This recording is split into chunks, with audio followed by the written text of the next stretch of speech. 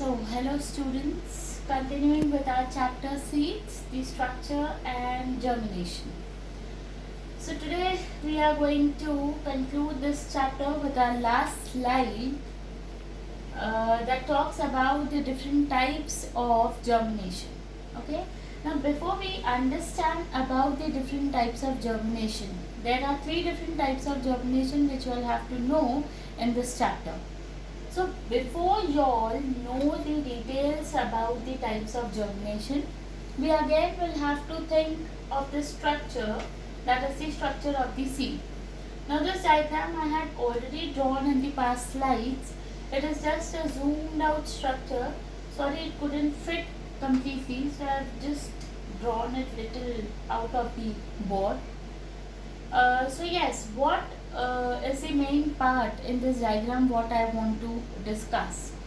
Now as you all know that these two parts in this diagram are called as cotyledons. This part is called as the plumule part. This one, okay, I'm sorry, I have just mistakenly written that this is the radical part, okay, and this one is the plumule part, right? So this upper part is the plumule part and the lower part is the radical part. I'm sure that you all know that the plumule part is further going to give rise to the shoot system of the plant and the radical part is going to give rise to the root system of the plant. This is what we had studied in the previous slides when we were knowing about the structure of the seed, okay, and even in the in little part understanding about the germination of the seed. But when we have to discuss about the types of the germination, we need to learn about two important terms, that is epicotyle and hypocotyle. Okay, now here the words cotyle comes in both the terminologies, epicotyle and hypocotyle. Cotyle somewhere relates to cotyledons. Okay, so what do we mean by epicotyle and what do we mean by hypocotyle?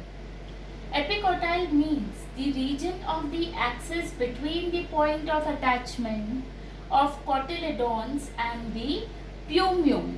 This is your plumule, right? The region of attachment between the cotyledons. These two are your cotyledons. Okay, so from the cotyledons, okay, these two are your cotyledons. This is your plumule. ये plumule and कोटिलेडॉन, ये दोनों के बीच की जो attachment है, मतलब इतना surface जो आपको दिख रहा है, this surface is called as epicotyl. Okay, so how do we define? Please students, definition is utmost important. If you write this definition, you will get 1 point, you 1 mark. If you don't mention the exact wordings, yes, definitely you are going to lose marks. Okay, so what is epicotyle? The region of axis between the point of attachment. In simple words, cotyledon and plumule के बीच का जो हिस्सा है उसको बोला जाता है epicotyl. On the other hand, what is hypocotyl? Cotyledons and radicle के बीच का जो हिस्सा है, मतलब ये हिस्सा इधर से लेके इधर तक, अगर ये नीचे के हिस्से को हमने रेडिकल बोला है तो this middle portion is called as hypocotyl. Okay, and this upper portion is called as epicotyle. Epicotyle and hypocotyle. Okay, now for your understanding, I will just mention you all the meaning of epi and hypo. ठीक है, जैसे cotyle का मतलब I have already mentioned you all, cotyle means cotyledons. So it is clear that this part is attached to the cotyledons. But what do you mean by epi? Epi means जो ऊपर के तरफ होता है. Cotyledons के ऊपर के तरफ जो हिस्सा है, that is called as epi. Okay, this is only for your understanding, right? Hypo means नीचे, below. So hypo का हिस्सा आप देखोगे कि it is below, lower. Epi का हिस्सा आप देखोगे that is above. Okay, this is how you all can remember the definitions and also the meaning of epicotyle and hypocotyle. I hope both these definitions are pretty clear. Now, hypocotyle, what is the definition? Again, the same wordings. The region of axis between the point of attachment of cotyledons and radicle. Just don't write between cotyledons and radicals as I have mentioned. I have just mentioned it because I have already written the definition above for epicotyle. But the initial framing of the sentence is the same. Okay? Just that epicotyle would be between cotyledons and plumule. Hypocotyle would be between cotyledons and radicle. I hope these two definitions are clear. Okay? Now, एक चीज याद रखो, अगर हम seed की बात कर रहे हैं, if we are talking about structure of seed, this entire thing is nothing but it is the part of the embryo. Okay, now if I consider this portion, okay, just imagine this part of my hand is nothing but this is the plumule part, this is the epicotyle, this is the hypocotyle, and this is the radicle. Just imagine. Okay, now if this is the entire structure resembling the embryo, the plumule is going to form the shoot of the plant, the radicle is going to form the root of the plant, right? But how is the plumule going to form the shoot? How is the radicle going to form the root?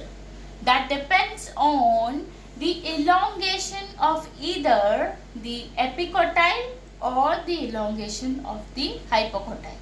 ठीक है? Epicotyle या तो elongate होगा. Elongation का मतलब क्या होता है? लंबा होना. Okay, लंबा होना मतलब ये if this grows, if this elongates, so this is going to elongate like this, right?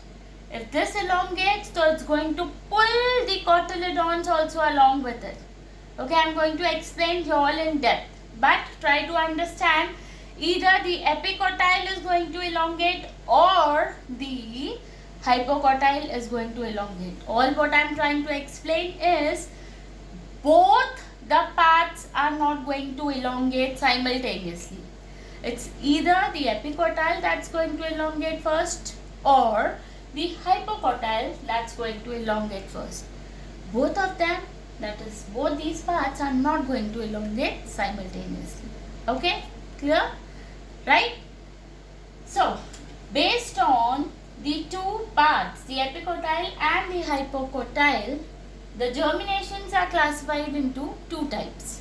Though I mentioned in the beginning of the slide that we are going to study about three different types of germination. But my dear students, when we talk about epicotyle and hypocotyles, just based on these two structures, there are two different types of germination that I need to mention, that I need to make you all clear. Okay? So let us understand what are the two types of germination. They are called as hypogeal germination and epigeal germination. Right? Hypo, again the term hypo came here. Now hypo का मतलब क्या होता है? As already mentioned, hypo means below. Right? Geal, geal का मतलब यहाँ पर होता है soil. Okay. Now what is below soil? You need to understand that.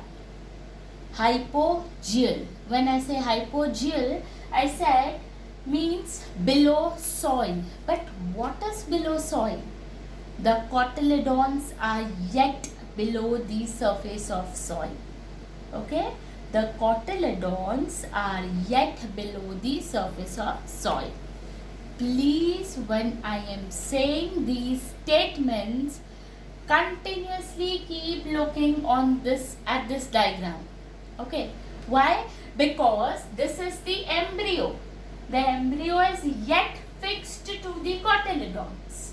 When the embryo is growing, pulling the plumule, as in growing the shoot system and the root system, तो cotyledon को या तो लेके चलेगा या तो underground छोड़ देगा. Okay, so when the cotyledons remained below the surface of the soil, then that type of germination is called as hypogeal. Hypo means below, geal is ground surface, okay, below the surface of soil. But what is below the surface of soil? It is nothing but it is the cotyledons. Epigeal. Epi means above.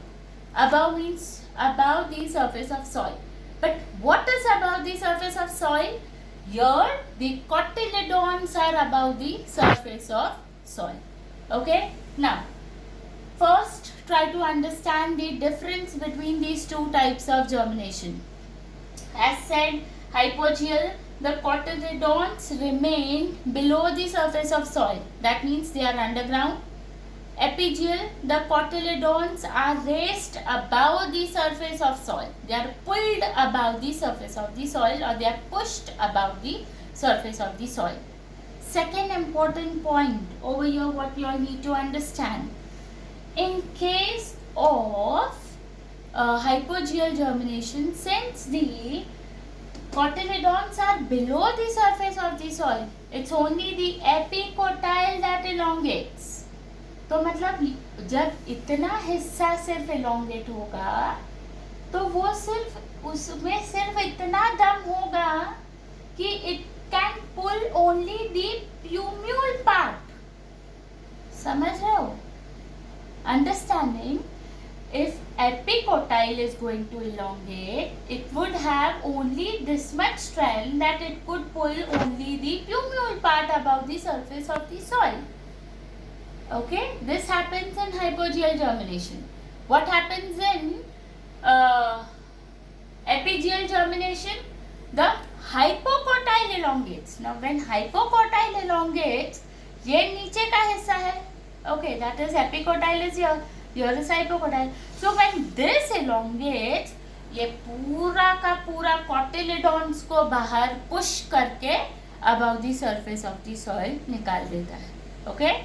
So, second important point, in case of hypogeal, the epicotyle elongates, and in case of epigeal, the hypocotyle elongates. Okay, I hope both these points are clear. To explain these concepts of both the types of the germination, we need to consider certain examples. Okay. Here I have mentioned, or I would say your textbook has mentioned 3 important examples to explain these two types of germination, right? The first example is that of the pea seed.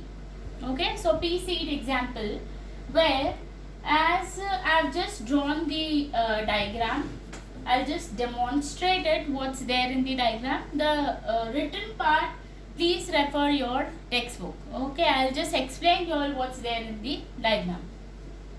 So this is the common pea, matar, pea seed. Okay, so the pea itself is the seed part. So if you all just take pea and just sow it in the soil, okay, there is a point in the seed which is distinct from the rest part of the seed. That part is called as, which is distinct like this, which is called as microphyll, right? And by now you all know that it is the microphylla then through which the water is being absorbed by the seed, and then it is by the absorption of the water that the radicle arises. Radicle, that is the root system, arises. Okay, from the root system, what do you all see in this diagram? The plumule also arises up. Okay, and next part, what is shown over here, this part is the cotyledon part. This is the coating, this is just the cover of the seed, is what I am trying to say.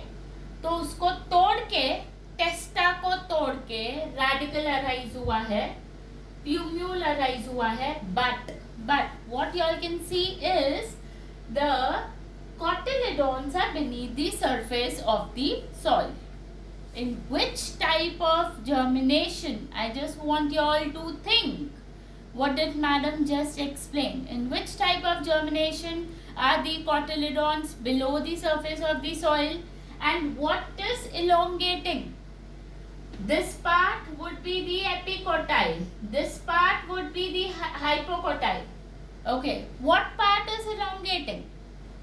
Okay, so these cotyledons are below the surface of the soil, and slowly and gradually, if you would see that as and when the plant is growing, the plumule develops into the shoot system and the radicle develops into the root system. And here the root system is of the tap root system type. Tap root system has it एक सिर्फ main root होता है and उसके you have the branches. Okay, there's a main root and then you have the branches of that main root.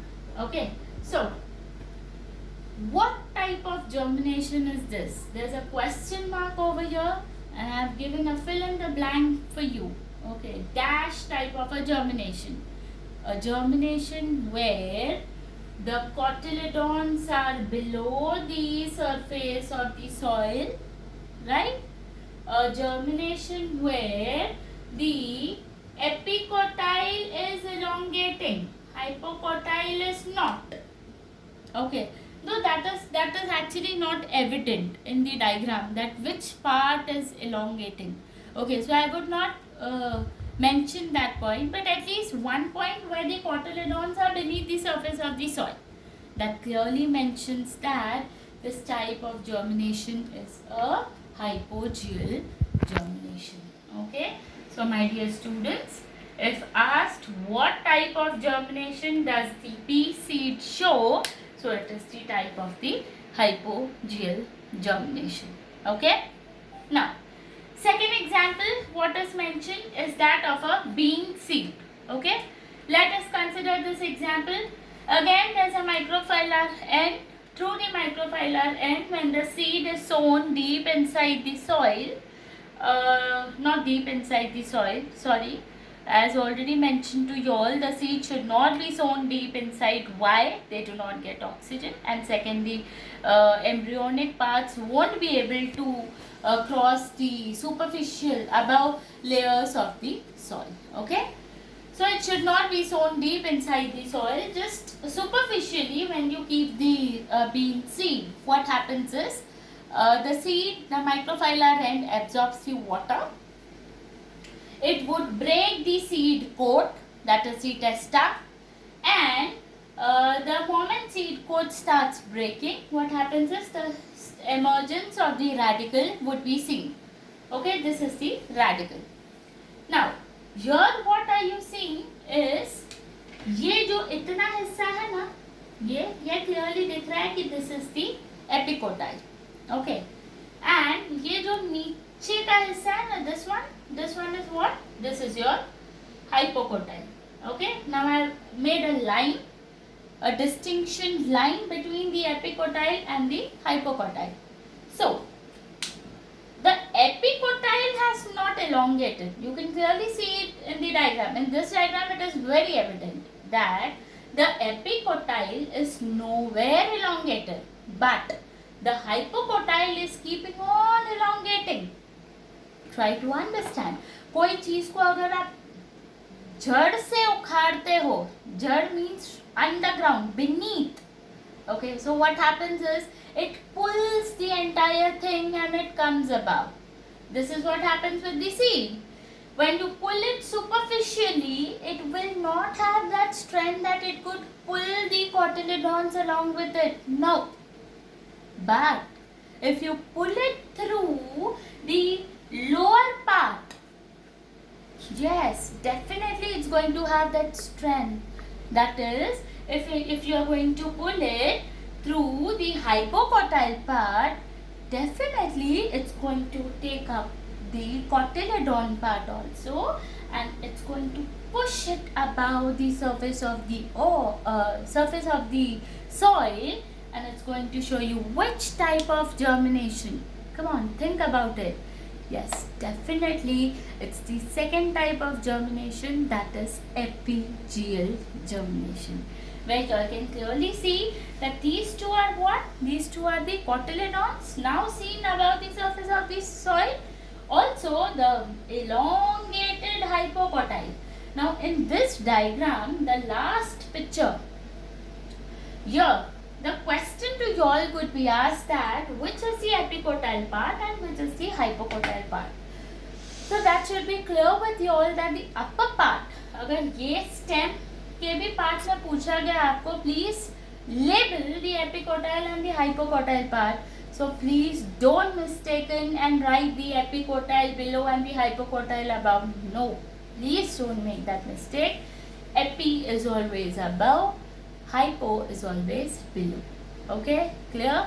So again, this fill in the blank, this question mark, I hope you all could fill it very well.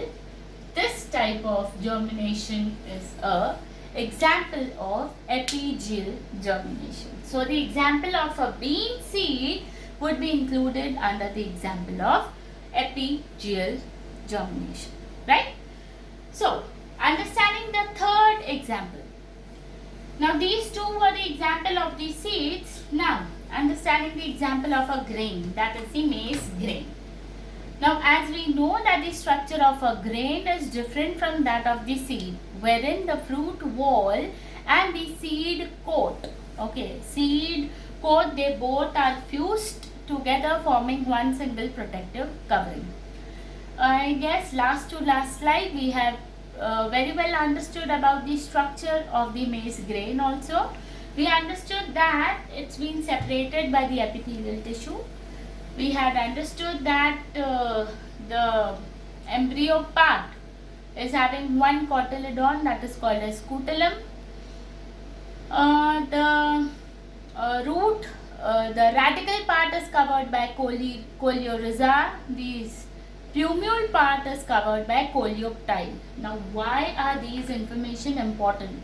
Why is ma'am trying to recollect these all words? That is because to understand this germination of the maize grain, definitely you should know what exactly must be happening to the maize grain. Maize grain. So, if this is the maize grain which is placed beneath the surface of the soil, what type of germination does it show? Is it epigeal or it is hypogeal? Okay, let us understand. So, if this is the grain, what happens? The first part. Now this grain part ideally is not showing any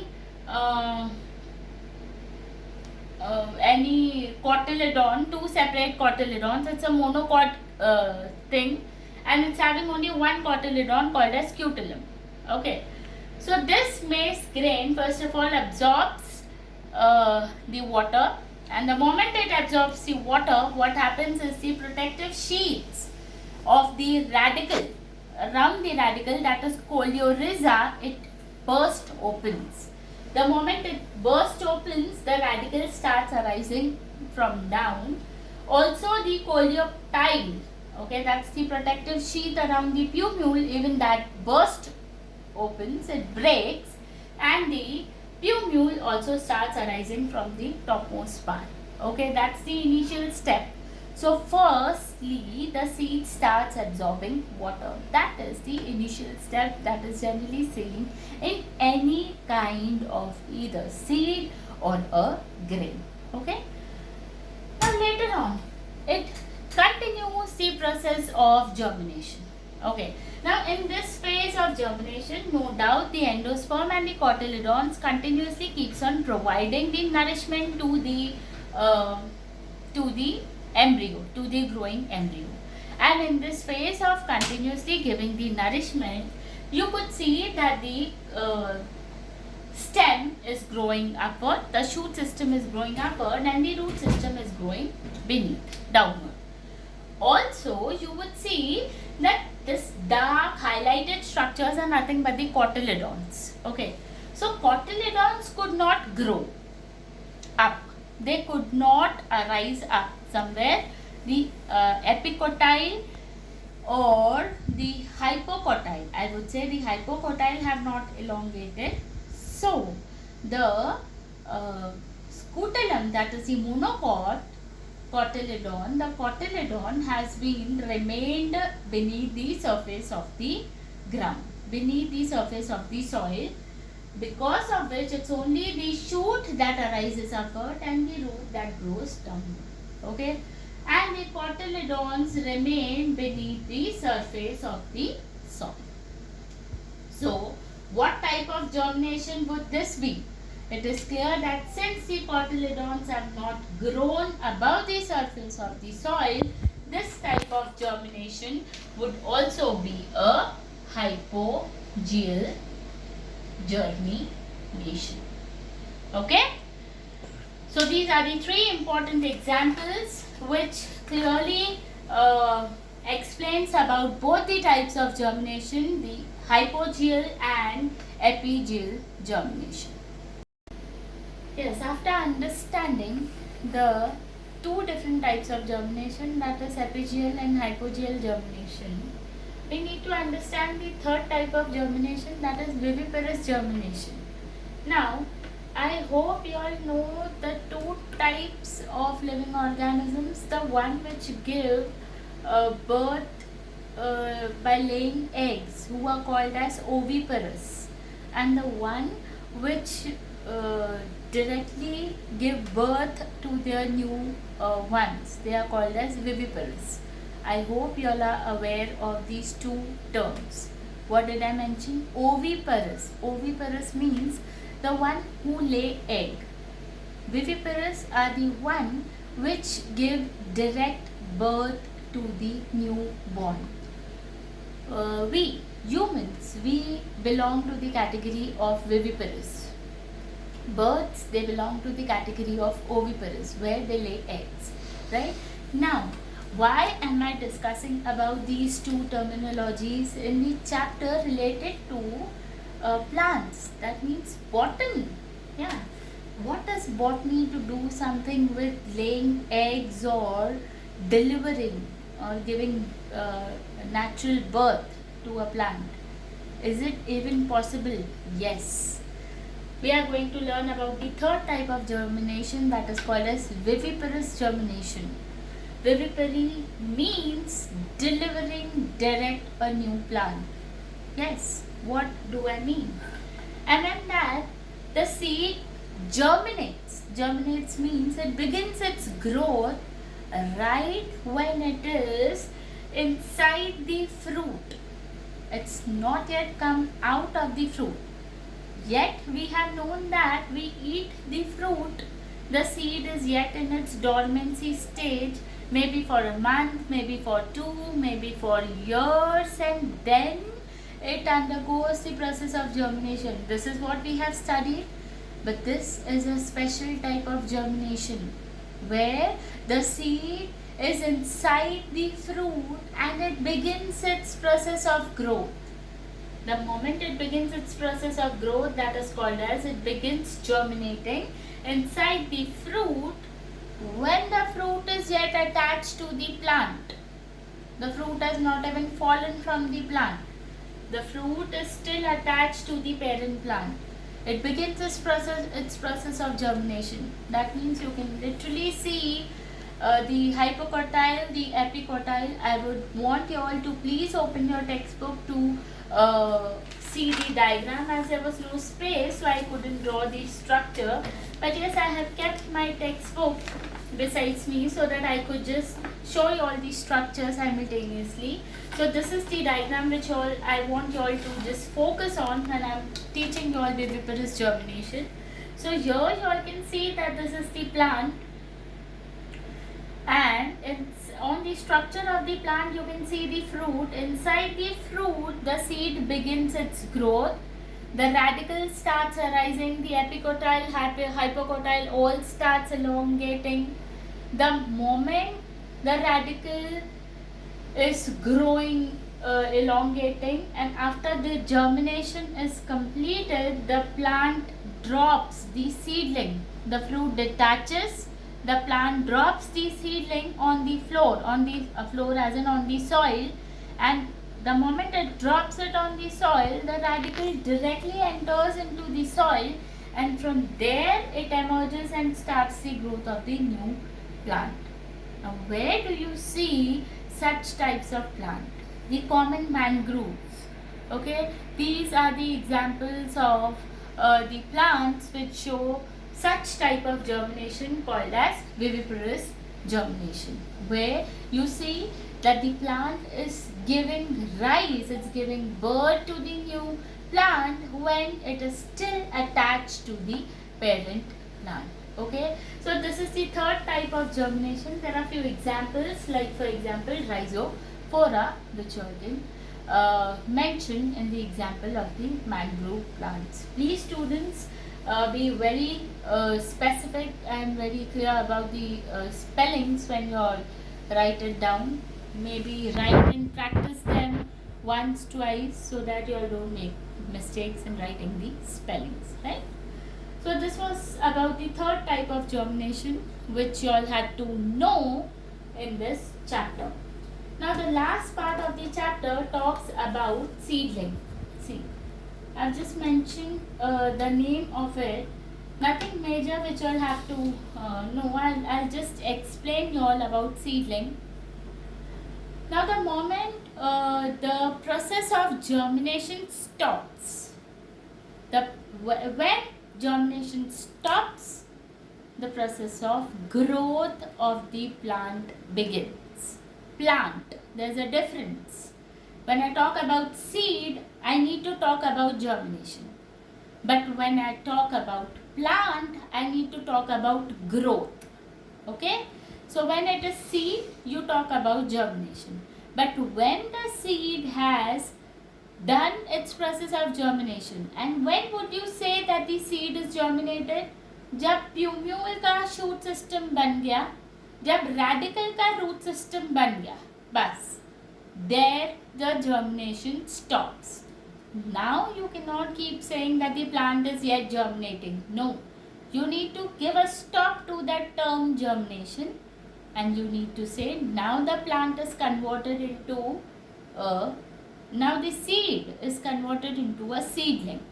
A seedling is nothing, a structure which has small leaflets, a small tiny structure of a stem, and tiny root structures. Okay, so what happens is this tiny seedling further continues the process of growth, and it develops into the structure of the plant.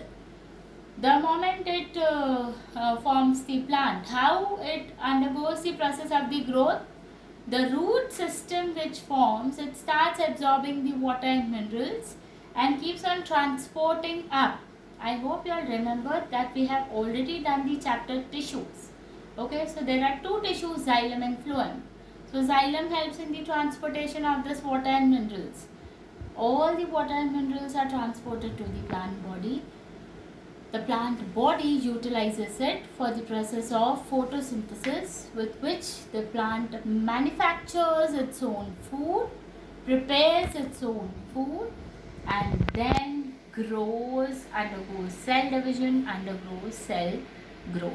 Okay, and with all these processes, the seedling gets converted into plant. Okay, and this is all what you all have to just understand about seedling. So about the seedling, you all just open your textbooks, and only one thing you all have to learn in the seedling part is the definition. Only that thing is very important. Rest part just read, and that is it for this chapter. And with this part of seedling and discussing about all the different types of the germination, I complete your fourth online chapter, that is seeds. I hope the concepts of this chapter is also very clear. Again, my dear students, I would just mention, if at all you all have any doubts, we would be clearing those doubts once we meet in the classes. The question answers we would be discussing in the classes itself. Thank you.